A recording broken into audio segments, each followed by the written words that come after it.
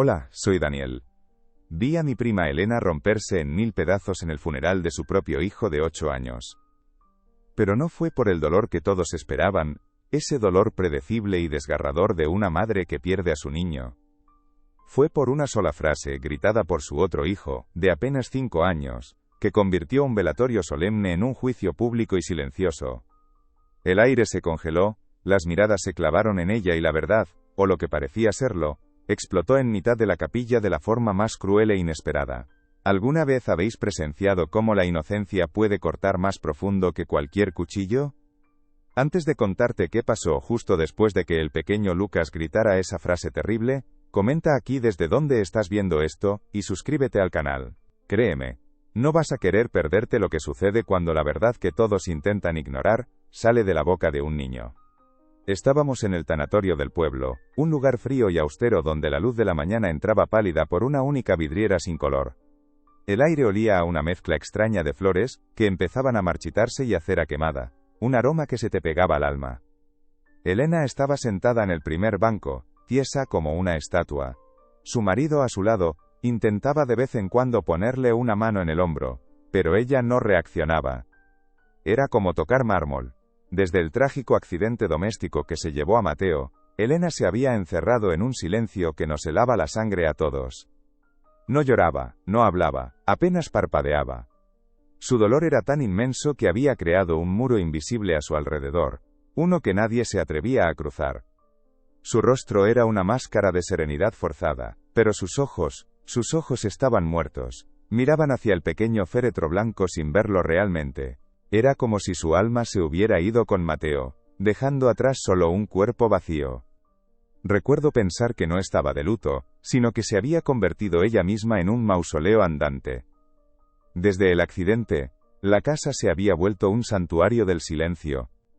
Las persianas siempre bajadas, la comida intacta en los platos.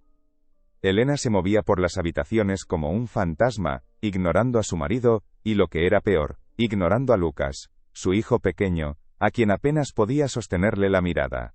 Era una tortura verla así, consumiéndose en una culpa que nadie se atrevía a nombrar, pero que todos sentíamos flotando en el aire.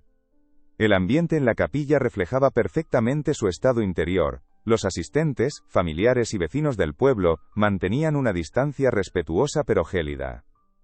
Intercambiaban susurros, miradas de reojo cargadas de lástima y una incomodidad palpable. Le daban el pésame con frases hechas, esas palmadas en la espalda que no consuelan, que solo sirven para cumplir con un trámite social.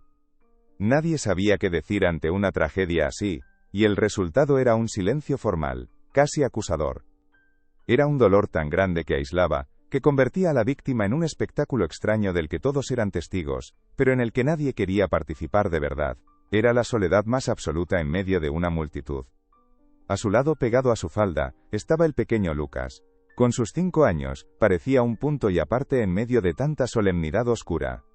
Se balanceaba ligeramente en el banco, mirando a los rostros compungidos de los adultos con una confusión que partía el corazón. No entendía de rituales ni de silencios respetuosos. Solo sabía que su hermano ya no estaba, y que su madre se había transformado en una extraña de ojos vacíos, que ya no le contaba cuentos por la noche. Elena no le prestaba ninguna atención. Su mirada seguía perdida, fija en un punto invisible más allá del ataúd de su hijo. El aire en la capilla se sentía cada vez más denso, cargado de una tensión insoportable, como si algo estuviera a punto de romperse. El sacerdote, un hombre mayor de voz monótona, recitaba las últimas oraciones. Sus palabras sonaban huecas, mecánicas, un eco sin fe en la acústica fría de la capilla. Se notaba en el ambiente que la gente estaba deseando que todo terminara para poder salir de allí, para escapar de esa atmósfera de tristeza contenida. Sentí un alivio colectivo cuando el cura pidió un último momento de oración en silencio. Era el final del suplicio. O eso creíamos. Elena seguía inmóvil, ajena a todo. Una figura trágica, atrapada en su propio infierno privado. Fue en ese preciso instante, en el clímax de ese silencio sepulcral, cuando todo estaba a punto de concluir, que la verdadera pesadilla no hizo más que empezar. El viaje de vuelta del tanatorio fue una tortura silenciosa, peor incluso que la propia ceremonia. Mi tío conducía con los nudillos blancos de apretar el volante, la mandíbula tan tensa que parecía a punto de romperse. Elena iba en el asiento del copiloto, con la vista perdida en el paisaje monótono de la carretera comarcal. No había dicho una sola palabra desde el grito de Lucas. Nadie se atrevió a mencionar lo ocurrido. El aire dentro del coche era irrespirable, cargado con el peso de esa frase terrible que flotaba entre nosotros como un gas venenoso. Lucas, en el asiento trasero a mi lado, se había quedado dormido, con la cara manchada de lágrimas secas. Era un alivio que durmiera, porque su inocencia despierta se había convertido en el juez más implacable de todos. Los días que siguieron al funeral se fundieron en una rutina gris y asfixiante. La casa, que antes era un hogar lleno de risas y desorden, se transformó en una tumba silenciosa.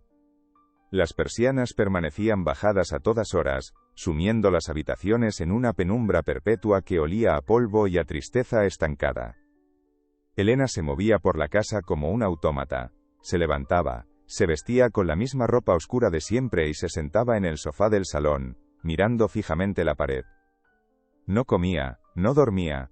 A veces mi tío intentaba acercarse, le ofrecía un vaso de agua o un plato de comida que ella rechazaba con un leve movimiento de cabeza.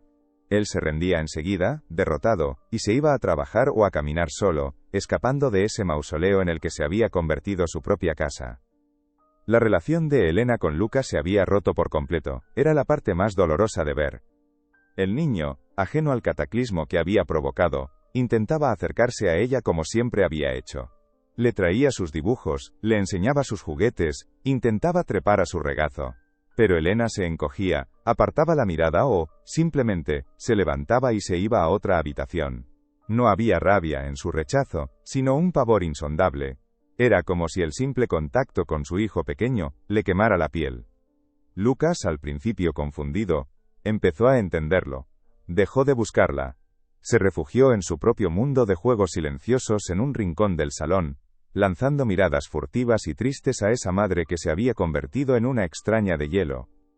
Una tarde, casi 2 semanas después del funeral, ocurrió algo inesperado. Elena se levantó del sofá, se puso los zapatos y salió de casa sin decir nada. Mi tío y yo nos miramos, alarmados. La seguimos a una distancia prudente. Caminó sin rumbo fijo por las calles del pueblo, con la mirada vacía, hasta que llegó al parque infantil. El mismo parque al que solía llevar a Mateo y a Lucas. Se sentó en un banco frente a los columpios vacíos, que se mecían ligeramente con el viento. Era una imagen desoladora. Una madre rota en un lugar que solo le traía recuerdos de lo que había perdido. Se quedó allí, inmóvil durante lo que pareció una eternidad, como si esperara que el tiempo retrocediera y sus hijos volvieran corriendo hacia ella. Fue entonces cuando la vi. Una anciana, a la que no conocía de nada, se acercó lentamente y se sentó en el otro extremo del mismo banco. No dijo nada.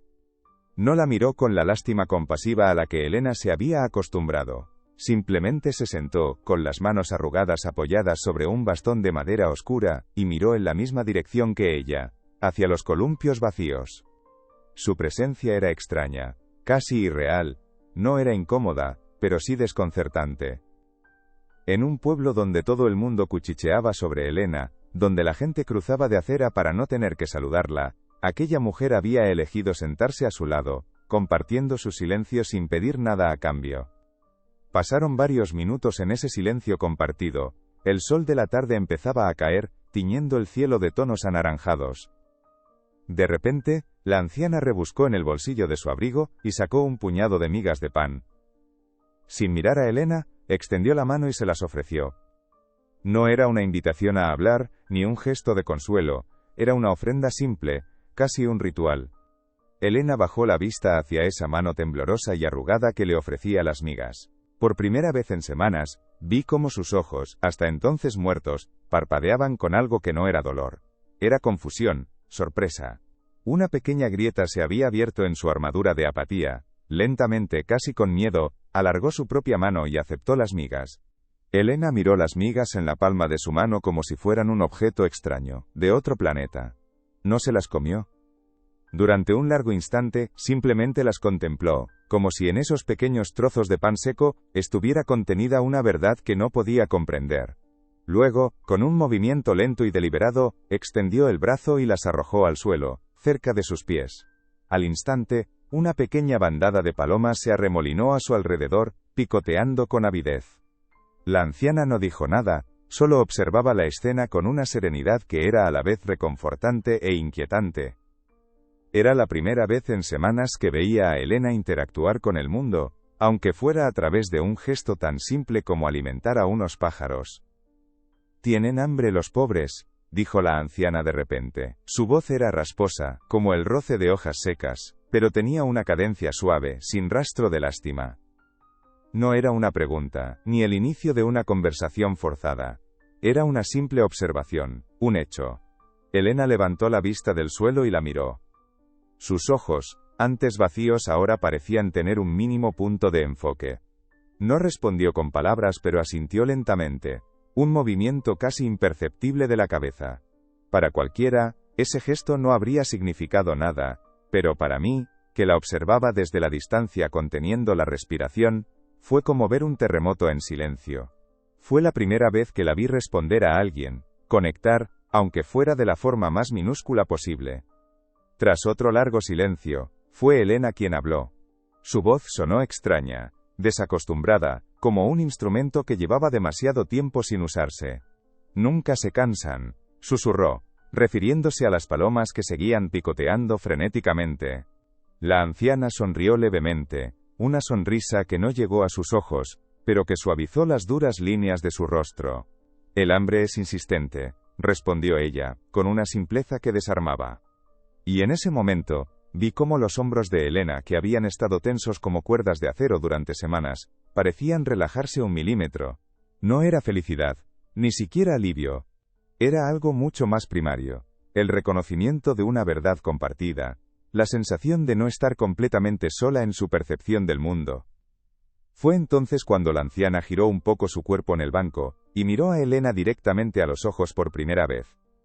Su mirada no era invasiva ni curiosa, sino profunda, como si pudiera ver más allá de la máscara de dolor.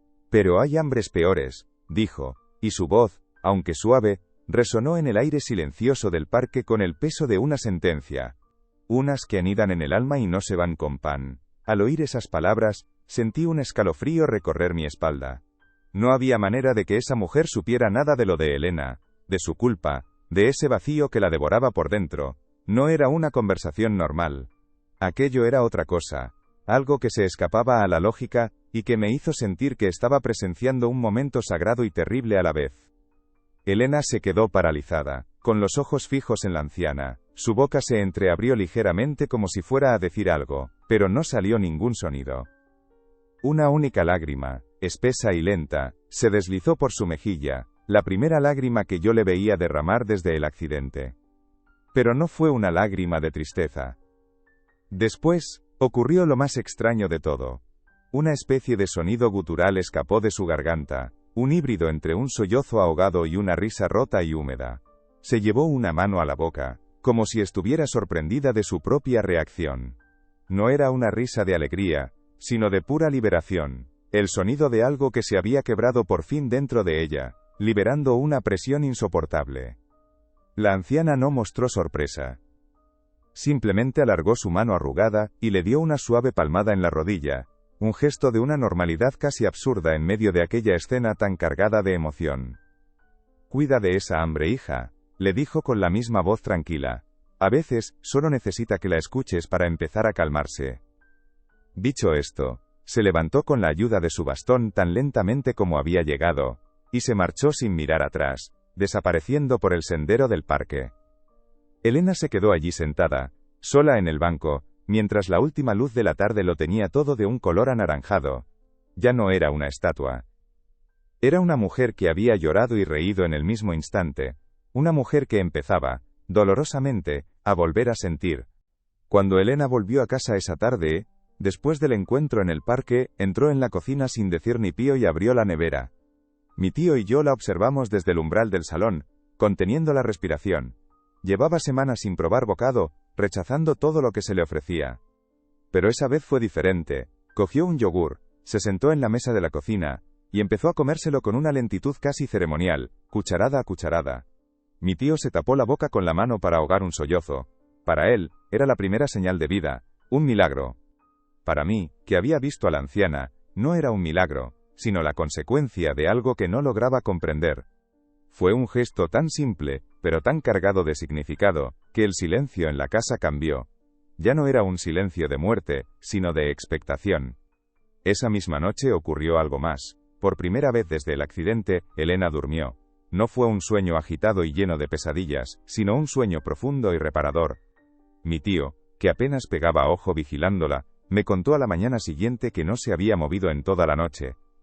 Cuando se despertó, tenía una expresión extraña en el rostro. No era de alegría, ni mucho menos, sino de una calma desconcertante. Se sentó al borde de la cama y dijo, con la voz todavía ronca por el desuso: «He soñado con Mateo». Mi tío se preparó para la avalancha de dolor, pero esta no llegó. «Estábamos en la playa de cuando era pequeño», continuó ella. «Construía un castillo de arena y se reía.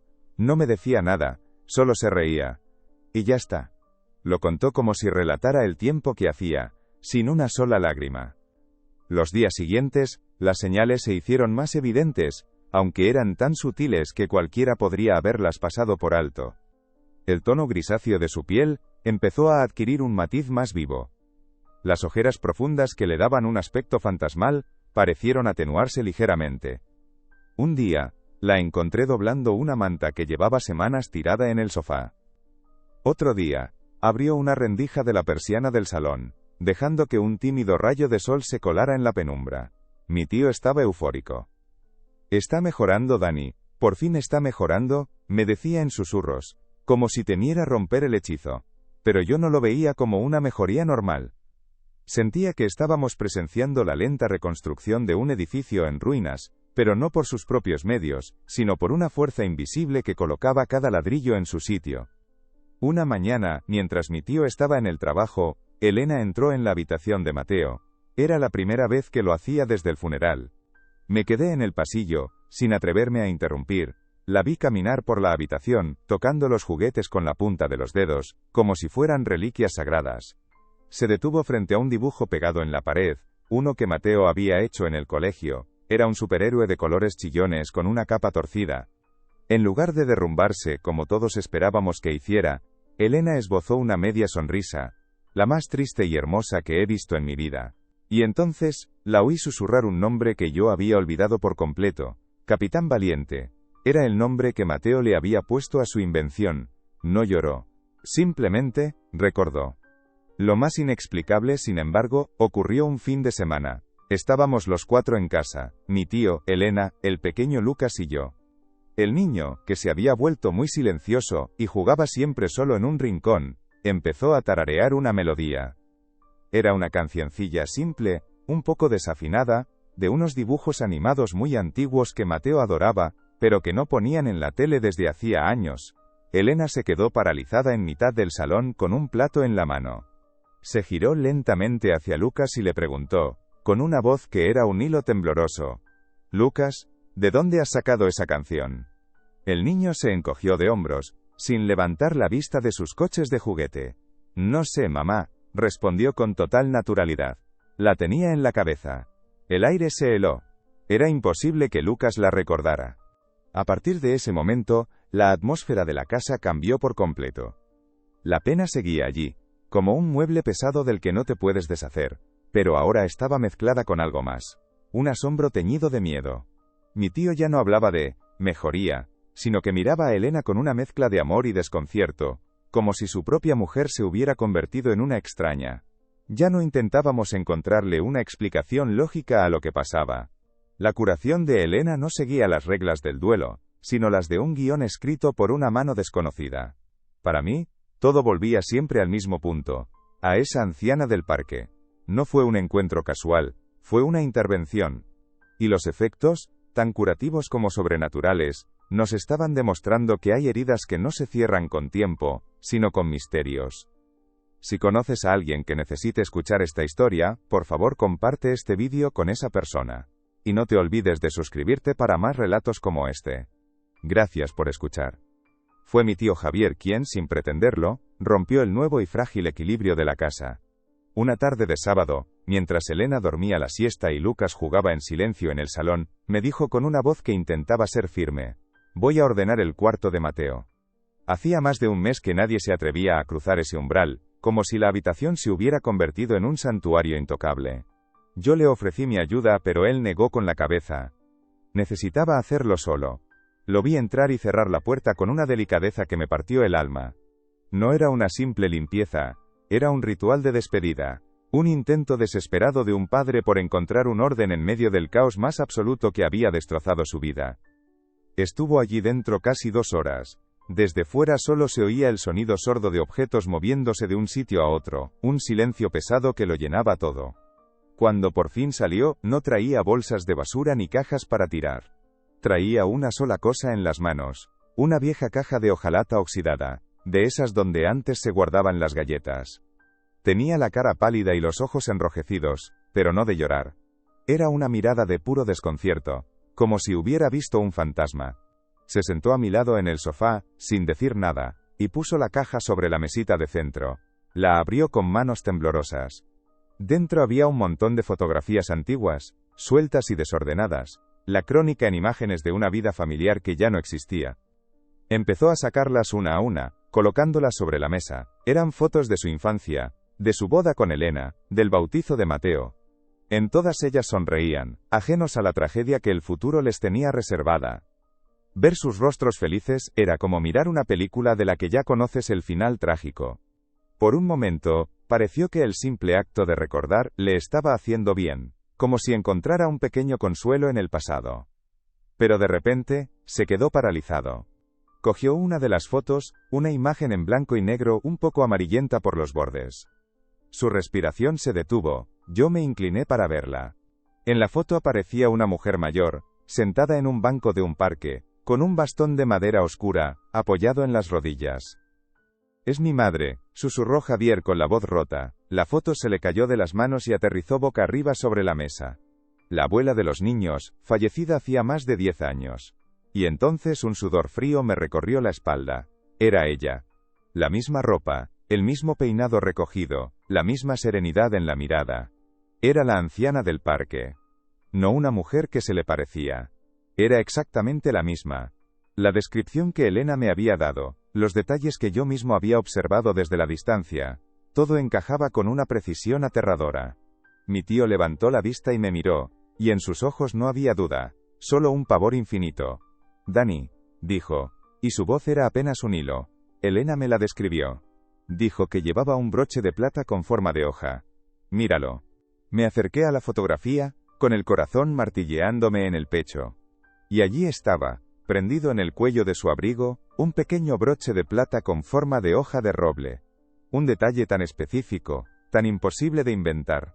Era una joya que mi tío recordaba perfectamente, un regalo que él le había hecho a su madre en su último cumpleaños.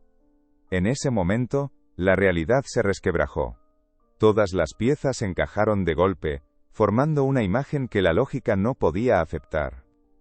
La curación milagrosa de Elena, la canción que Lucas tarareaba, el encuentro en el parque, no había sido una casualidad, no había sido un amable gesto de una desconocida. Había sido una visita. La abuela había vuelto para cuidar de su familia en el momento de mayor oscuridad. Cuando Elena se despertó, la encontramos en la cocina, preparándose un té. Mi tío se acercó a ella con la fotografía en la mano, sin saber muy bien qué decir. No hizo falta. En cuanto Elena vio la imagen, sus ojos se abrieron de par en par, pero no con miedo. Lo que vi en su rostro fue una especie de alivio profundo, una confirmación que parecía haber estado esperando. Cogió la foto con una delicadeza infinita, como si sostuviera una reliquia, y la acarició con la yema del dedo, y entonces, por primera vez en mucho tiempo, sonrió. Una sonrisa genuina, aunque teñida de una tristeza infinita. Sabía que era ella, susurró. Sentí su paz. Me habló del hambre del alma. Ella sabía de eso. Aquella revelación no trajo respuestas, sino que nos sumió en un misterio aún más profundo. La casa ya no se sentía vacía, sino habitada por una presencia invisible y protectora. El dolor por la ausencia de Mateo no desapareció, pero cambió de forma. Ya no era un abismo de culpa y desesperación, sino una pena contenida en un marco de amor inexplicable, un amor que había sido capaz de cruzar la frontera más infranqueable de todas. Dejamos de buscar explicaciones.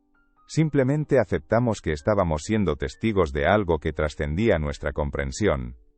La sanación de Elena ya no nos parecía un milagro, sino un acto de amor orquestado desde el más allá, como si la abuela hubiera venido a terminar un trabajo que la vida, cruelmente, había dejado a medias. Nos quedamos los tres en silencio, mirando la fotografía sobre la mesa de centro como si fuera una bomba a punto de estallar. El mundo real, el de las facturas, los horarios y las leyes de la física, se había desvanecido por completo. Javier seguía de pie, pálido como el papel, con la mandíbula apretada.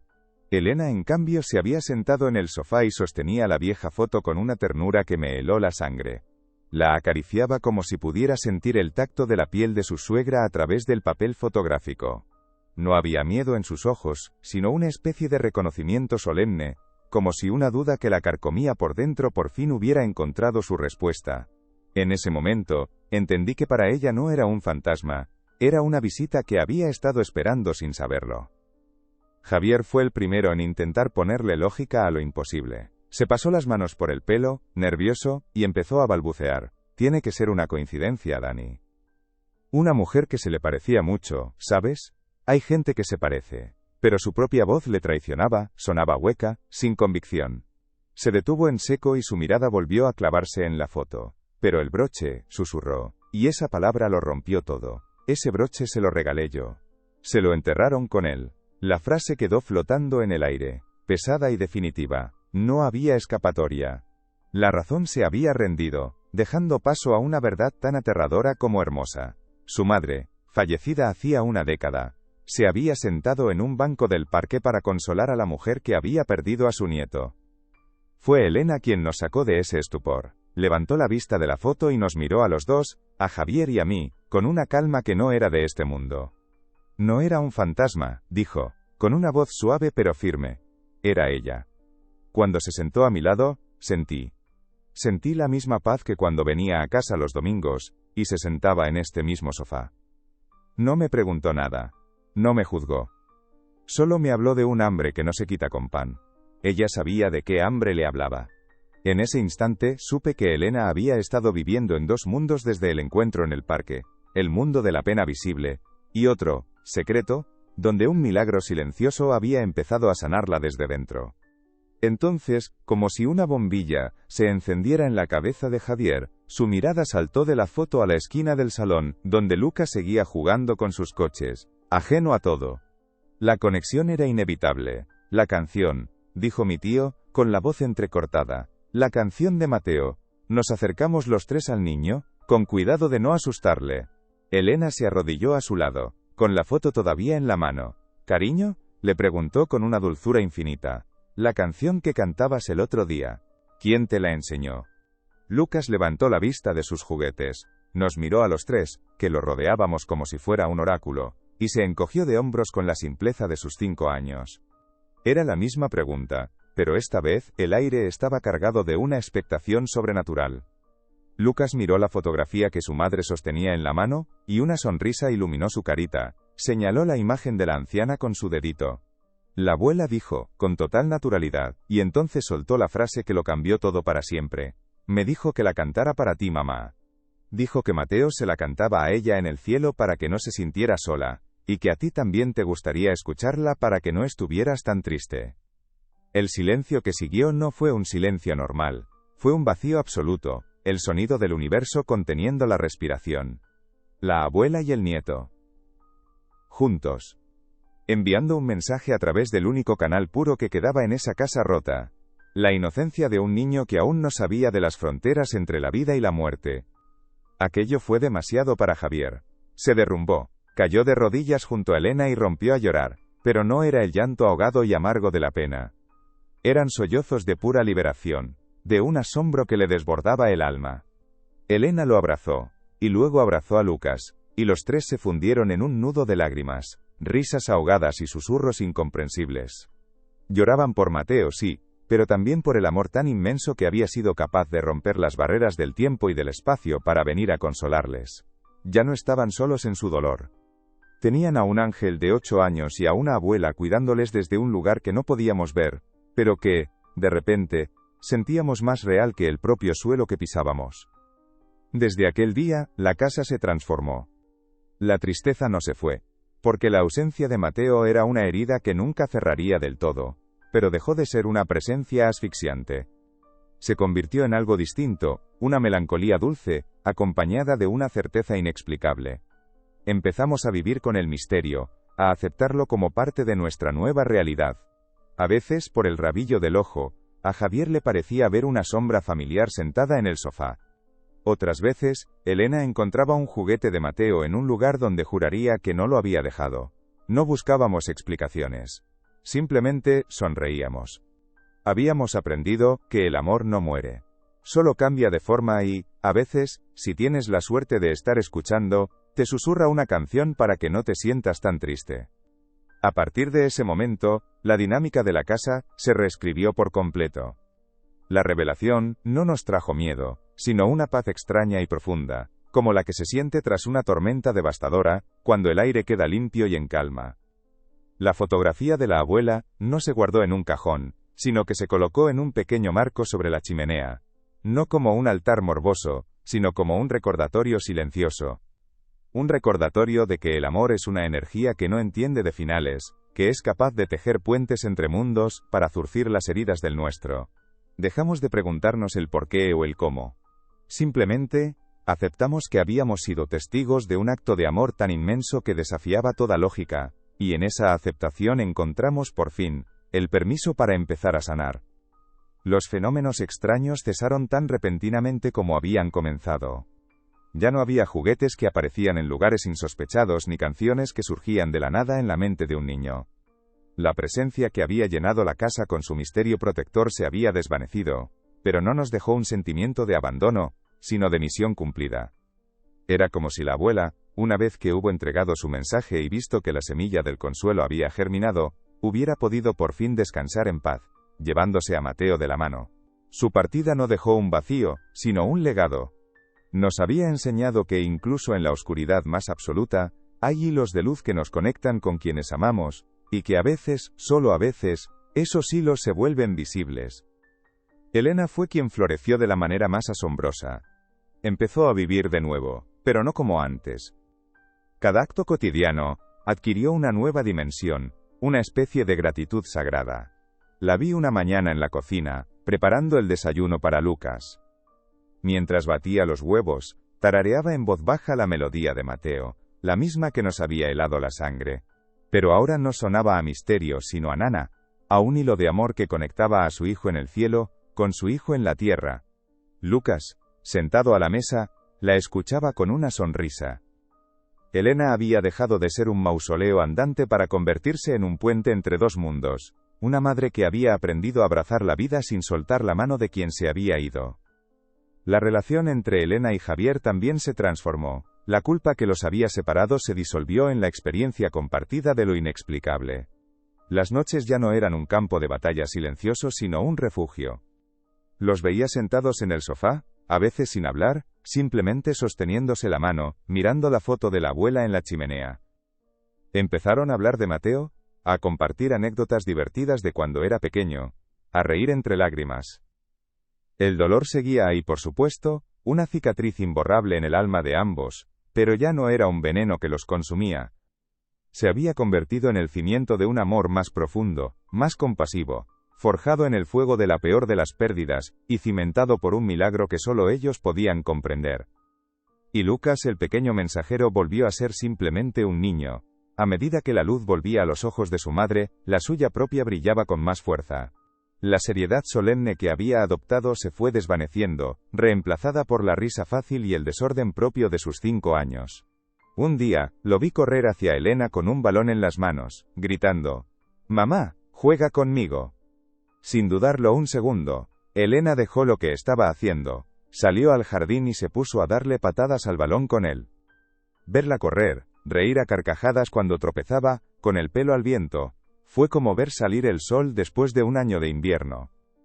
El niño que había traído un mensaje del cielo, le estaba enseñando ahora a su madre cómo volver a pisar la tierra. Unas semanas más tarde, acompañé a Elena de vuelta al parque, se sentó en el mismo banco, el de la revelación, pero esta vez no había rastro de la mujer rota que había sido. Miraba los columpios con una serenidad que ya no era forzada. Observaba a los otros niños jugar, a las madres que los llamaban, y en su rostro no había envidia ni amargura, solo una melancolía dulce. Una madre joven que se sentó a su lado le sonrió, y Elena le devolvió la sonrisa. Una sonrisa pequeña, tímida pero real. Había vuelto al mundo de los vivos. Había aceptado su historia, su dolor y su milagro, y había decidido que la mejor manera de honrar a quien se fue, era vivir plenamente por quien se había quedado. La vida en esa casa nunca volvió a ser la misma, pero se convirtió en algo mejor.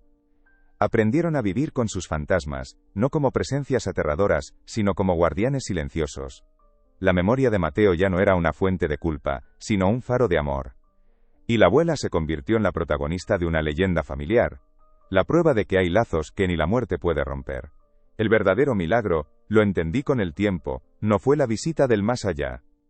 El verdadero milagro fue cómo ese acto de amor sobrenatural les enseñó a ellos, los que se quedaron, a amarse de nuevo, a perdonarse y a encontrar la fuerza para seguir adelante, sabiendo que nunca, nunca, estarían realmente solos.